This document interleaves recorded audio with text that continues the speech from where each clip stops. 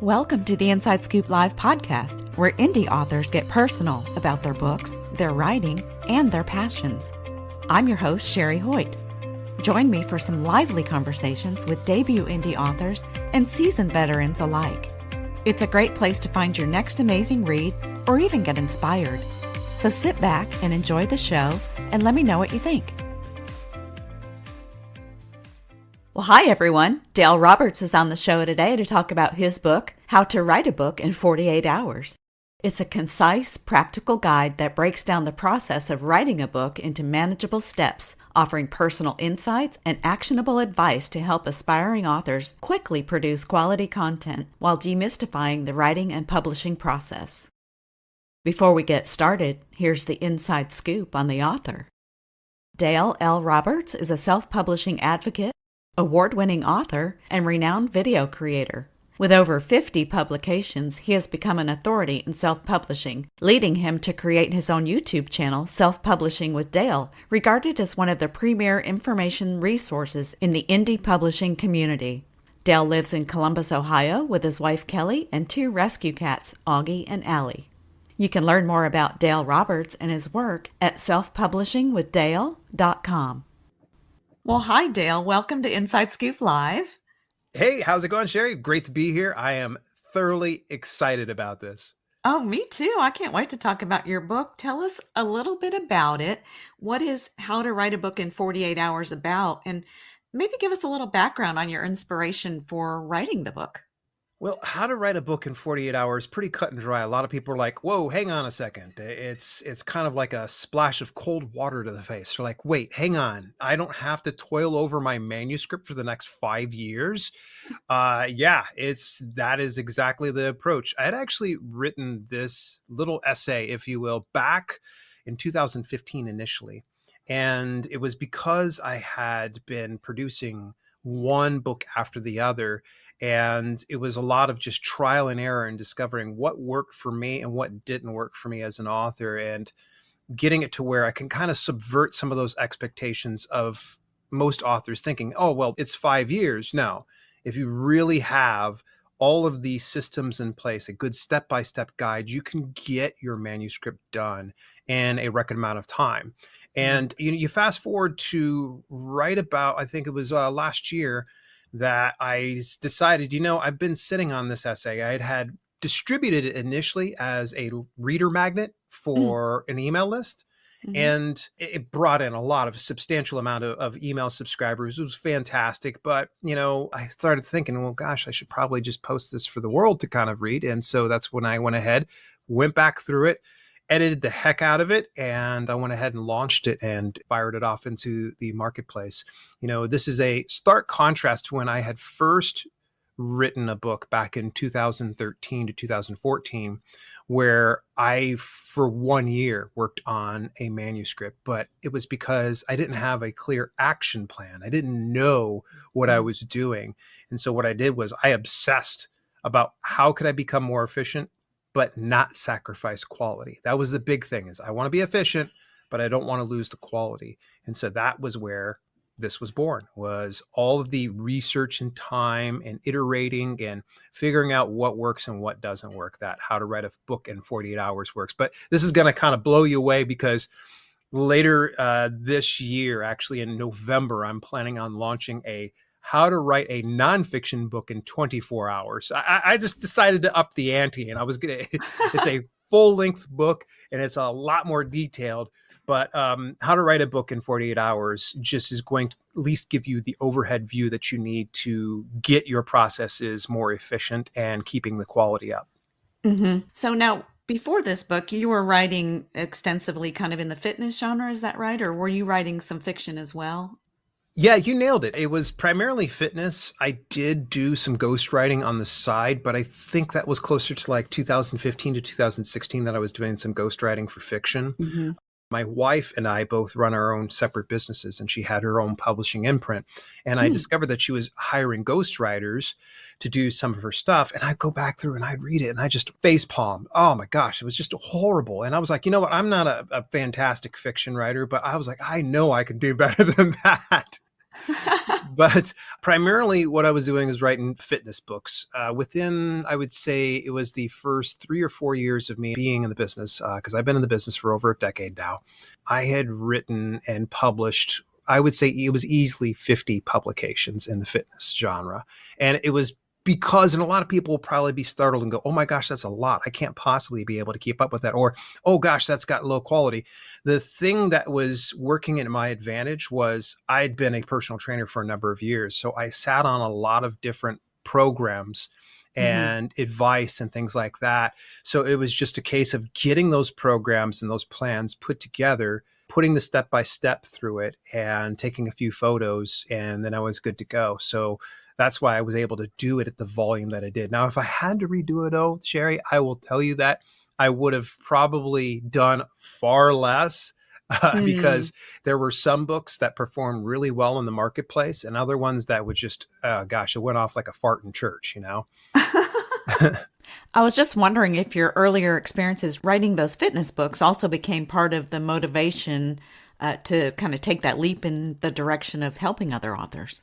Yeah, it was. I've always been the type of person that I like to help people, but I also like that camaraderie that comes in helping, because there's just that teamwork type thing. I guess the best way to put it is, Sherry, is if you've ever heard like a band that you really enjoy or you watched a movie, what's Hmm. your first inclination?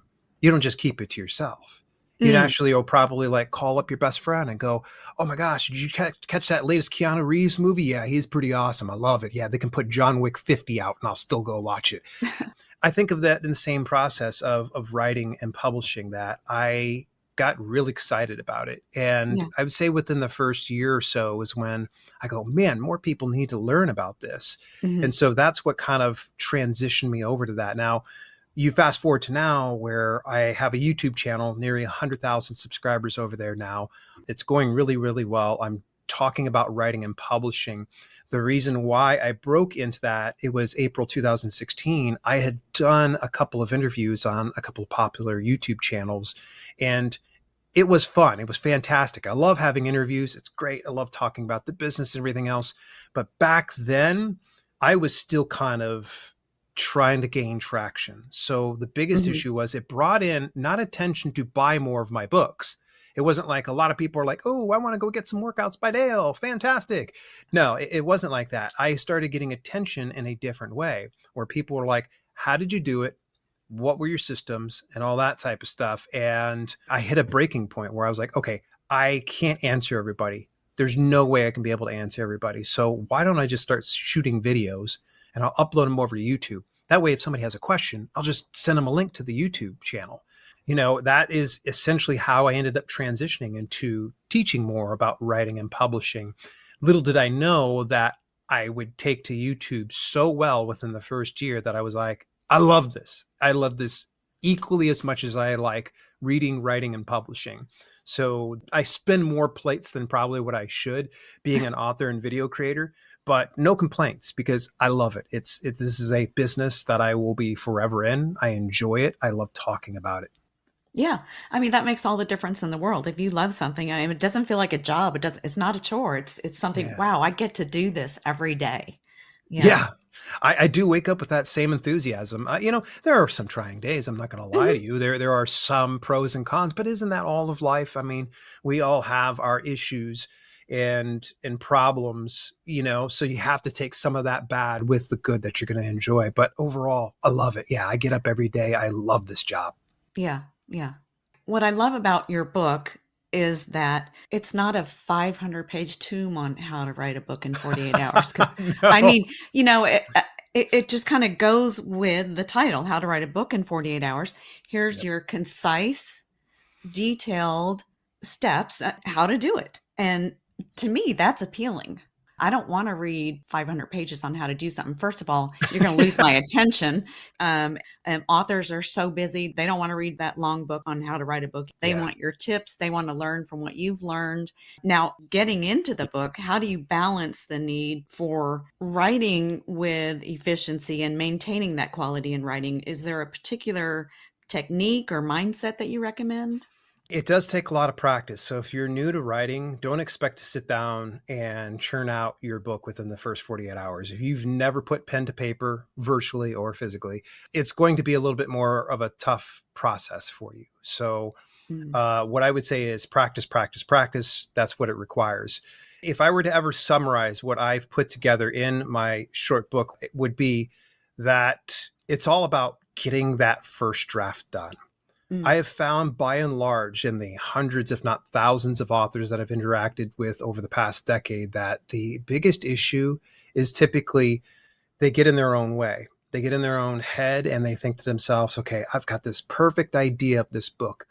And then when they sit down, they instantly get writer's block because they're too busy trying to realize that perfection that's in their mind and not understanding that what you just need to do as an author, your job is to just get the ideas out of your head and onto a page. Hmm. It doesn't need to be perfect. It can be complete and total hammer garbage. In fact, I give you full permission. That is the point of writing it so efficiently. So it's not going to be the best and highest quality when it first comes out. It Hmm. is in the different iterations, the editing process that you're going to put your manuscript through before it hits market, that it's going to be a lot more refined and it's going to be a bit more higher quality. Actually, probably a lot of it. You know, if you've got a good professional human editor, that Hmm. is going to take you a long way. If you're trying to do it on your own, then I would make the argument that in a lot of instances, authors are so close to their work that editing's probably not going to be as good. It's not going to be as high quality. So that's going to be the thing is get that first draft done. It doesn't matter how ugly or nasty it is or how many typos it has, because it's not going to go out into the world. You and probably an editor are going to be the only ones that see that. So Hmm. just give yourself permission to get that manuscript done. And you'll become a lot more efficient as time goes on. And again, if you're a new author, sure. Could you be able to do something within 48 hours? Absolutely. In fact, I think this is a point that you were kind of leading to was this book is very brief. I led by example. I Hmm. showed that there is this possibility that in the course of a weekend, you could be able to put out a manuscript that's anywhere from 5 to say 20,000 words. Heck, I've even done a 30 to 40,000 word manuscript within 24 hours. It's very, very possible, but it's just getting out of your own way. Don't expect perfection and also plan ahead. Preparation is absolutely key because if you don't plan ahead, then chances are working against you that you're less likely to finish that first draft in the, allotted time. And I think it's, have you ever heard of Parkinson's law where No, no. it's essentially, and I'm probably going to butcher this just a little bit here, but you're given a set amount of time and you will fill that amount of time to get Mm. that task done. So let's just say, for instance, Sherry, I say to you, like, hey, I need you to mail me one of your books, but you've got 10 weeks to do it. You're probably in your mind, you're going to go, oh, I can definitely get it done in 10 weeks. No problem. You're going to probably, oh, something's got in my way. I'll do it next week. And Yeah. then, oh, well, I'm just going to do a little bit here. Let me go ahead and put this package together and do a little bit there. And then eventually it'll get out in the 10 weeks. Whereas if I had to say to you, Sherry, like, hey, I need your book in the next 24 hours. Can you get that to me? You're going to hit the ground running. You're going to go and try to get that done. So that's that Parkinson's law where you will fill that time, whether it's productively or not productively, in order to finish that specific task. And so that's really what we're focusing on is we've given ourselves that 48 hours. We've said, okay, I've given you permission to write hammer garbage. I'm going to go ahead and I'm going to get this done. And so it's just a case of planning ahead, preparation, and getting it to where you're okay with not being perfect when you're going into writing your first draft. Okay. Now, the planning and preparation, does that include, like, obviously you have to have your idea for a book. Would you recommend having an outline done first, or is that part of the process? I would recommend having an outline ready for sure. Could you be able to do it within the that allotted time doing the outline? Absolutely. But I find that a great outline is going to be the biggest difference between getting your work done now or getting your work done much later. Mm-hmm. There are a lot of writers out there, and unfortunately, they're probably cringing as they're listening to me say this because they're like, Dale, I can't outline. There's no way. I learned it in school. I'm not doing that garbage. Those are what we call discovery writers, or sometimes people call them pantsers, referring Mm-hmm. to they write by the seat of their pants. That's okay. That's fine. There are some folks out there that are just naturals at it. They can just no outline whatsoever and they can get it churned out. But when you have a set amount of time to get something done, if you set a very strict deadline, just being a discovery writer without any experience is going to work so much against you. Because Mm-hmm. what happens if you start to write yourself into a corner? What happens if something comes unraveled at some point or another? Or like, oh, you realize there's a huge plot hole in your fiction book. Or, oh, you have a source that you should have cited in the third chapter. Well, then you're kind of screwed because now you're eating into more time because you're having to go back and redo work or re-edit a certain section before you can continue your work. So that's why I say outline will make things a lot easier. Now, this outline doesn't need to be super detailed. If you need it super detailed, that's fine. A good friend of mine, Kevin McGuire, whenever he's sitting down to do fiction work, he will write like literally 30 pages of an outline. Wow. It's so extensive because he'll write entire passages of what he wants to go with, Mm-hmm. and then he goes and he'll expand on it later on. Whereas there's folks like me where I just have a main title header, and then I'll break it out into sub points, and then I'll break it out into sub points, and I'll ask my questions on each step of the way of what to expect. What can readers look for? What are the common questions that they have?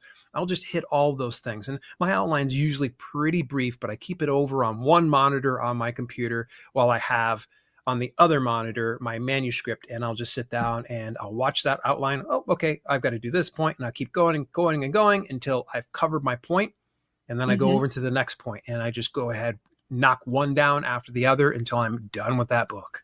Yeah, yeah. I like the outline too because, like you're saying, you're at a certain point in the outline, but nothing's happening in your brain in that. So you can skip down to another part of your outline, write that part, go back to that other part later. I don't know. I just think having an outline, you can write what comes to you.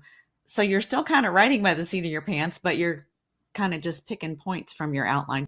Absolutely. Yeah, you could still be a good mixture of a pantser and what we call a plotter, the person Yeah. who's going to be using the outline. And in fact, I feel like I'm a very strong plantser, is what some people have referred to as that hybrid of a plotter Yeah. and a pantser, because I will put that outline together. But every now and then I give myself permission to kind of deviate if it makes sense. And if it doesn't make sense, I'll get that sorted out in the edits. I'll go, okay, I don't know about that one part right there, but let me just leave that go. And I'm just going to keep pushing forward. And I can always sort those out in the developmental and structural edits. Mm-hmm. Mm-hmm. For sure. Now, do you have a recommended way to read and or work through how to write a book in 48 hours?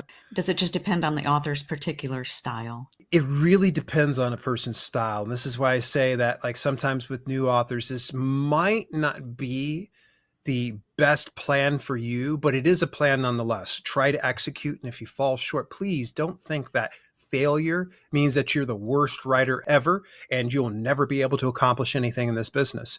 Just know that you set that time aside and do the very best that you can.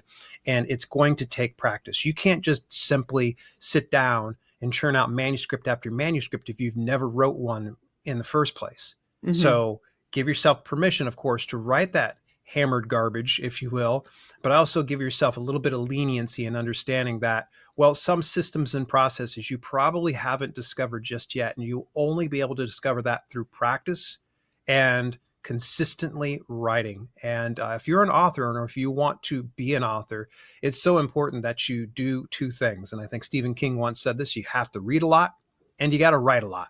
And there's those two options right there. I've heard some authors out there, they're like, I don't ever read books. I'm like, what are you doing?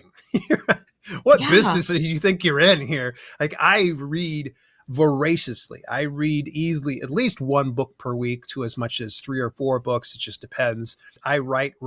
Even if I'm not writing a book, I'm practicing it, whether through journaling or through some long form email or producing a video where I write the full script to it.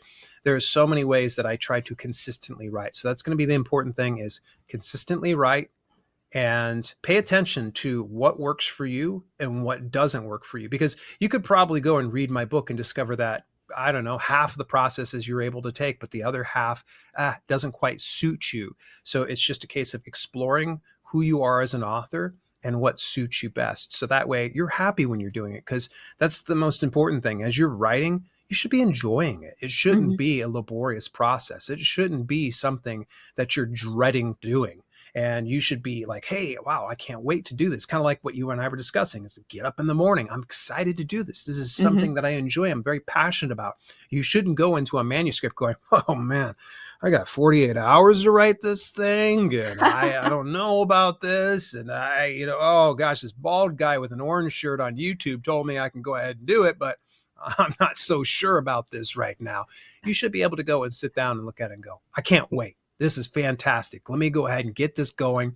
And if some of this breaks or I write myself into a corner, I can always just work my way out. So just hang in there. Give yourself a little bit of leniency if you are a new author. Now, if you're an established author, you probably already know the systems and processes that work with you. It's just trying to find some of the best nuggets from what I share and other authors share that would work best for you.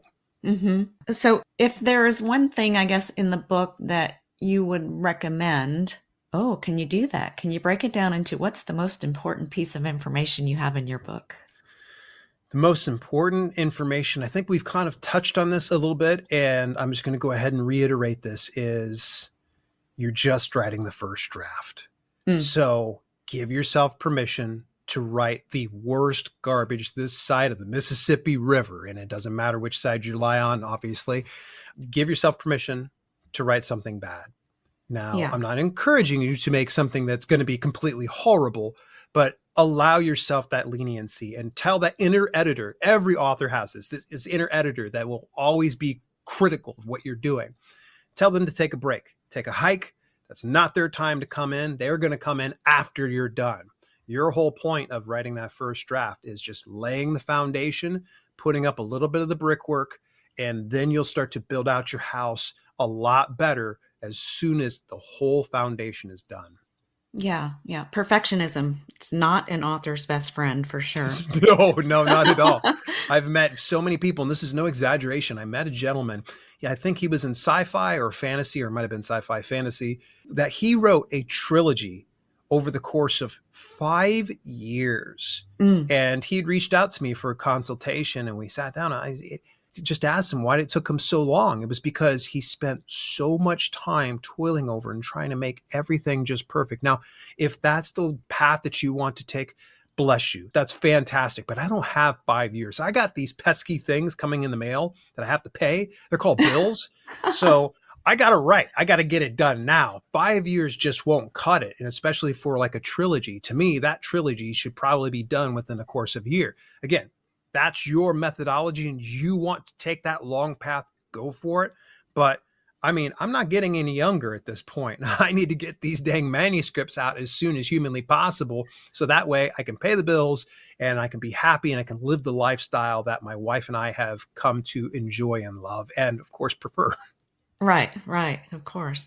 I was about to defend the author because I think fantasy and sci-fi, those are more detailed. Those probably do take time, but I get it. I get what you're saying. There is the argument on the other side of things too as well here. Because I mean, I can understand this. And if somebody disagrees with me, that's totally fine. If you're putting together like Frank Herbert's Dune, of course it's going to probably take 5 years. You have an entire dictionary for your freaking book. That does make sense. But I look at someone like very prolific, like Michael Oran. He's got a popular YouTube channel and he is prolific. And this man writes a lot of fiction. And it comes with practice and it comes with time. And he's not toiling out manuscript for 5 years at a time. He's actually putting in the work where it's taking him maybe weeks, sometimes even like a week, because he's insane, But, he's doing these detailed fiction things. And please don't think that if you're taking the next 10 years to write your epic masterpiece, that I'm punching down on you. If that is the path that you wish to take, go ahead. But what I would, recommend is consider some of these efficient practices or the practices that make you more efficient. So that way, maybe, just maybe you can shave a couple of months off your schedule, or Right. maybe even a couple of hours. I mean, every little bit counts. So just think about that in your processes.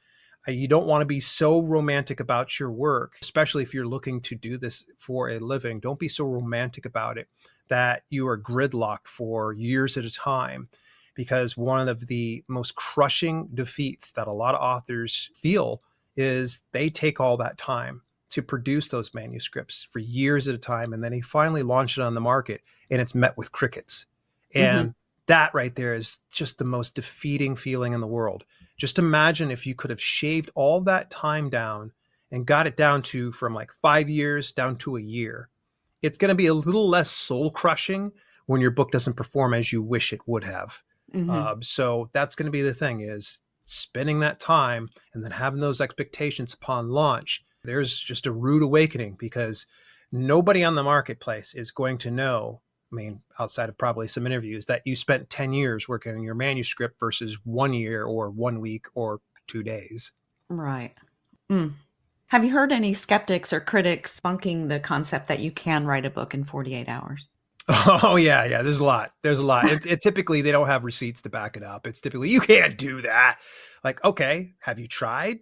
If you have tried, what were your processes that you had in place? What type of preparation did you have? So yeah, there's going to be some people that are detractors and don't believe that, and they think that, well, it's just going to be garbage. It's clearly going to be garbage because you wrote it in 2 days. Yeah, I just already kind of covered that you're allowed to have the hammer garbage. Here's a fact that everybody should understand and know. You cannot edit a blank page. Let me repeat that. You can't edit a blank page. So that's why putting words on the page make the most difference.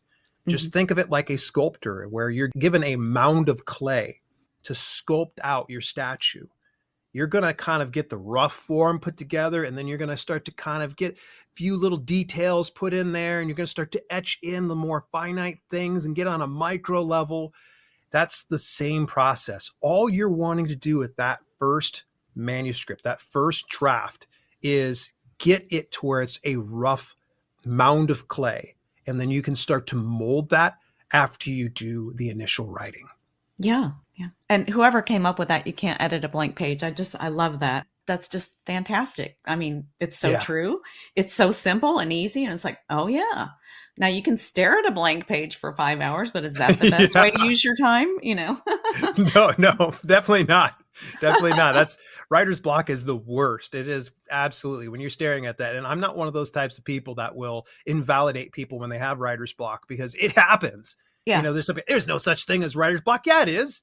Like, oh, there's no such thing as plumber's block or electrician's block. All they do is they come in and do their work. Yeah, but there's a lot more systems that are put in place that are A, B, C, D. Whereas when it comes to taking your creativity and Yeah. realizing that and putting it onto a page, that's completely different. Writer's block does exist. Now, are there certain mechanisms that you can overcome that with? Absolutely. But that's, again, a person to person basis, and figuring out what it is that will break you out of that. If I were to ever recommend anything to anybody when it comes to writer's block, this is a great tip that I got from a good friend of mine, author named Kevin Tumlinson. He put out a book called The 30-Day Author Plan.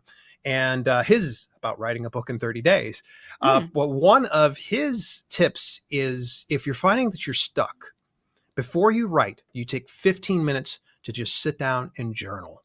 Just journal out your thoughts. You're going to find that if you know that no one's going to read it, if you know that there is no pressure and that you're the only one that's going to ever see this, there's pressure that it pulls off of you. Your inner editor is going to go on break. He's going to go out and grab himself a ham sandwich, maybe a cocktail or something like that.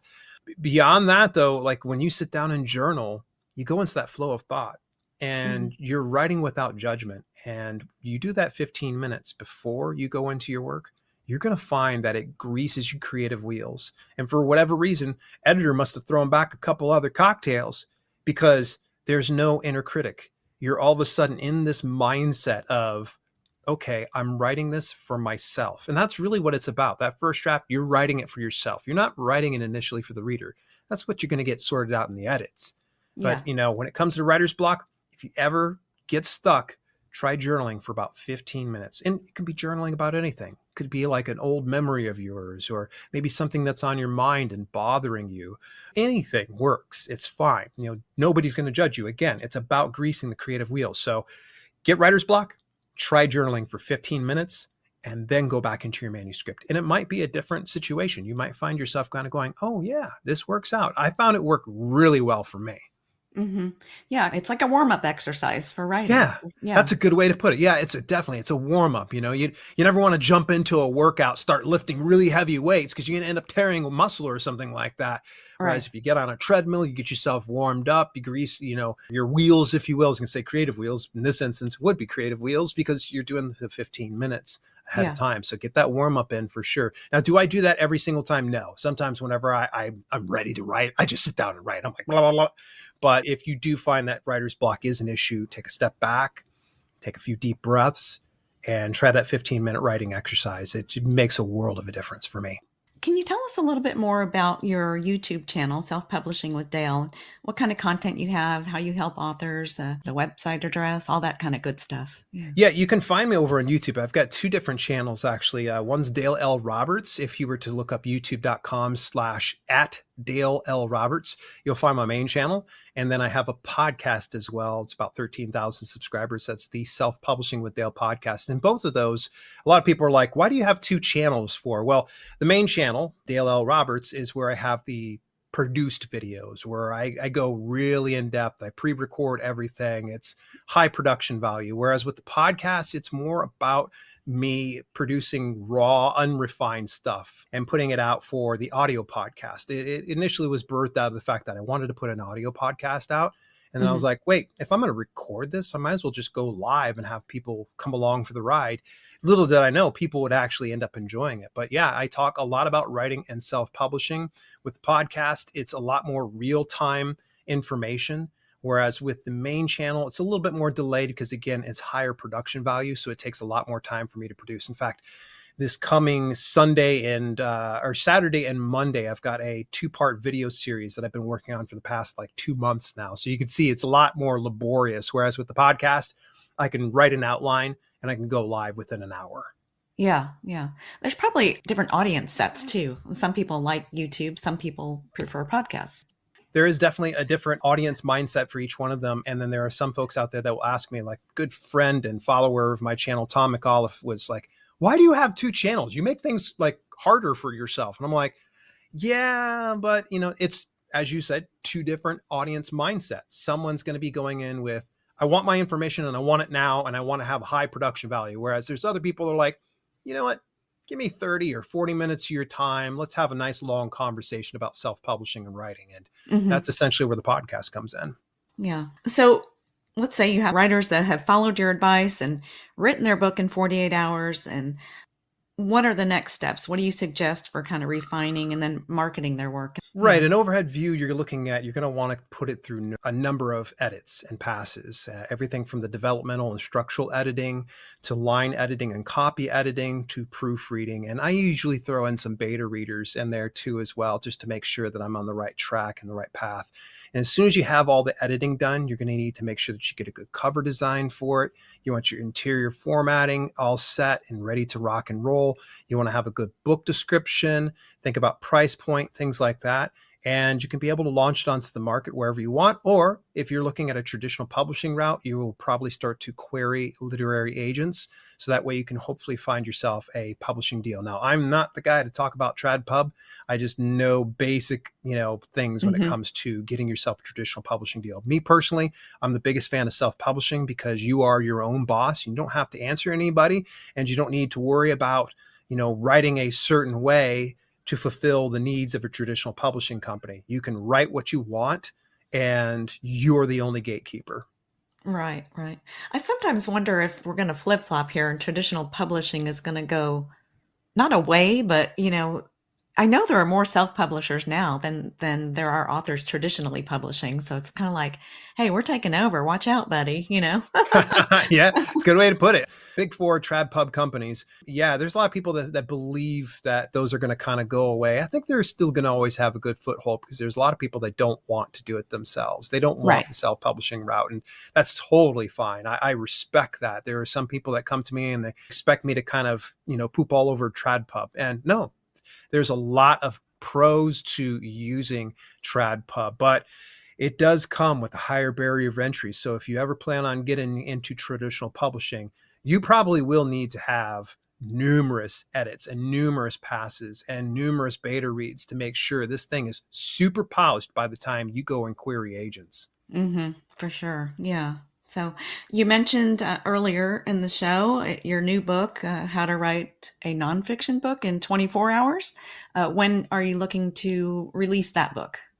That will be on November the 15th, to be exact. Actually, I just am sending into the formatters today, and I'll be getting the cover design set. And I've already started getting some advanced reader copy folks to join and get access to that. But yeah, I'm looking at November 15th. It is much more detailed. This is 130 pages, I think it would end up being, and that's non-formatted. So it's probably going to be closer to like, I'd say 170 pages. Yeah. It's definitely a bit more thicker. It's a lot more dense, and it does answer a lot more questions, more in depth, kind of like what we've done inside this interview here. Okay, good. Yeah, I love it. Well, Dale, did you have anything else you wanted to add today? No, thank you so much. I really do appreciate it. I think a lot of listeners are probably going to not appreciate the fact that you've gone through great length to put together this interview. And I thank you so, so much. There was just a whole story behind this, but I think we'll have to share that for some other day, right? Exactly. We can't share our secrets now, but well, Dale, No. thank you so much for joining me. I thoroughly enjoyed it and look forward to talking with you again soon. Thank you so much, Sherry. Thank you so much for joining us today for my interview with Dale L. Roberts. You can learn more about Dale and his work at selfpublishingwithdale.com. And be sure to check out our other interviews at InsideScoopLive.com.